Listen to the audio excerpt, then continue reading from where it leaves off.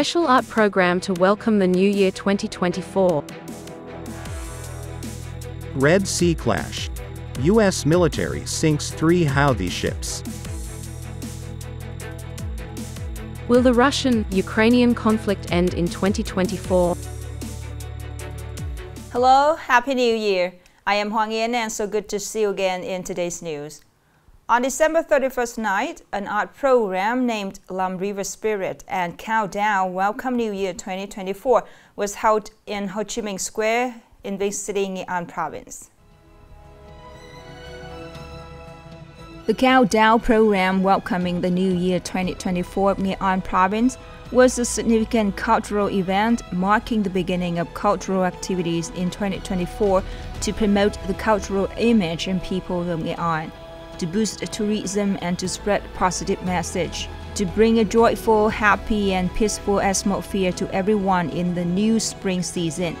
A large crowd, especially young people, just enjoyed a vibrant music and light party combining modern lighting technology, music and interactive dance performances, all combined to create a beautiful, joyful, energetic picture of people and land of Nghệ An province. U.S. military helicopters just sank 3 ships of Houthi forces in the Red Sea, killing those on board, marking the first time the U.S. has destroyed members of Iranian-backed Houthi force. The U.S. Central Command, CENTCOM, stated that 4 small boats from the area controlled by the Houthis in Yemen attacked the Maersk Hangzhou with small arms and attempted to board the ship. According to CENTCOM, after receiving a distress call from the Maersk Hangzhou, U.S. Navy helicopters fired in self-defense, sinking 3 of the 4 boats. The 4th boat left the area. CENTCOM said that 10 Houthi naval fighters died and went missing after their boat was attacked by U.S. forces. The naval battle posed a risk of escalating fighting in the region due to the impact of the war between Israel and Hamas in Gaza. Since the Israeli-Hamas conflict on October 7, Houthi has carried out dozens of attacks on commercial vessels to show solidarity with Hamas. These attacks forced large transport companies to travel longer and more expensive routes. Subsequently, the United States have to send several warships to the Red Sea to strengthen security on this key maritime route of global trade. Zinto district's police have successfully dismantled a case for building secret bunker and illegally store over 700 kilograms of fireworks. The subject is Trần Văn Hưng, born in 1968, residing in Diễn Kỳ Camille, Zinto district. At the investigation agency, the claimant admitted that since the beginning of the year, he had been seeking to connect and collude with some individuals to gather fireworks for hiding and planning to sell it in Zinto district. More seriously, Hưng built a secret bunker behind a wardrobe to store the fireworks. At the moment, Zinto district police have temporarily detained Trần Văn Hưng to continue the investigation and expand the case. Upcoming are some updated news. On the first day of the new year, Nghệ An province welcomed its first tourists by air. In order to create a good impression in tourists about a green, attractive, safe, friendly, and hospitable destination, a program for welcoming tourists and the first flight to Nghệ An in 2024 has been organized. The welcoming program is a good start, promising many flourishes for Nghệ An tourism industry in the new year. In 2023, Nghệ An's tourism welcomed nearly 5.3 million visitors, including 77,500 international visitors, generating 7.8 trillion VND in revenue. In 2024, the province targets at welcoming 8.6 million visitors, including 5.5 million overnight visitors and 120,000 international visitors, with the tourism service revenue expected to reach 9 trillion VND. The amount deposited into the banking system by individuals and economic organizations has reached over 18 million Vietnamese dongs, up more than 10.8% compared to the beginning of the year.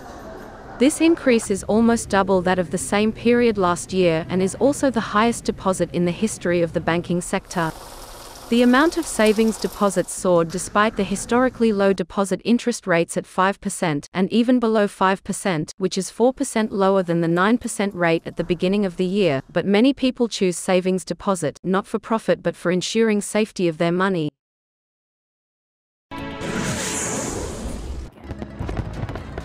On the occasion of the New Year 2024, world leaders have sent meaningful messages, calling for unity to overcome global challenges and to bring prosperity to their nations.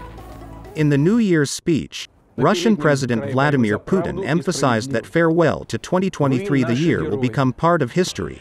Russia needs unity and move forward to building a brighter future. German Chancellor Olaf Scholz committed to prioritizing infrastructure upgrades for strong future investments. Chinese President Xi Jinping acknowledged the progress made in 2023 and pledged to continue efforts for stable and sustainable economic development in the new year. North Korean leader Kim Jong-un emphasized cooperation for regional and global peace and stability. South Korean President Yoon Suk-yeol stressed the commitment to address people's livelihood-related issues. In his New Year message, UN Secretary-General Antonio Guterres called for international solidarity to make 2024 a year of rebuilding trust and hope.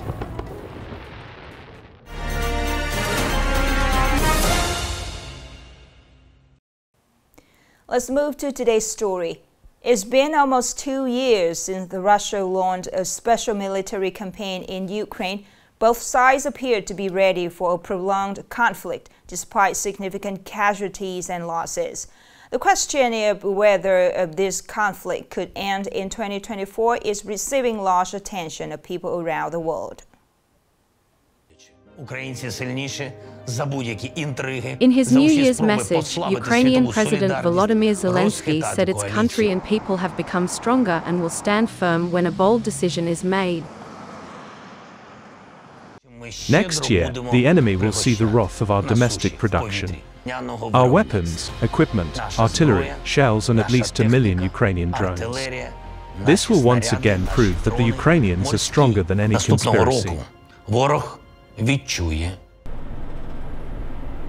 This suggests that Ukraine may continue its counter-offensive to regain territory in 2024 despite its counter-offensive launched 6 months ago that has not yielded good results, partly due to the decline of military aid from US and its Western allies. Russian President Vladimir Putin said he is ready to negotiate, but he also maintains his objectives. Peter Rutland, professor of Russian, Eastern European and Eurasian Studies at Wesleyan University, said that both Ukraine and Russia are not ready to negotiate. As the counter-offensive stalled, there was growing pessimism about Ukraine's chances of defeating Russia and regaining controlled territories. However, that does not mean that there will be serious peace negotiations and the conflict can end by 2024. The New York Times suggests that Ukraine's goal is to pose a threat large enough for Russia to consider sitting at the negotiating table by the end of 2024 or 2025. Some experts say that fighting is likely to continue until 2025. The last story to end our program today. Thank you so much for your attention. Wish you a happy and successful New Year.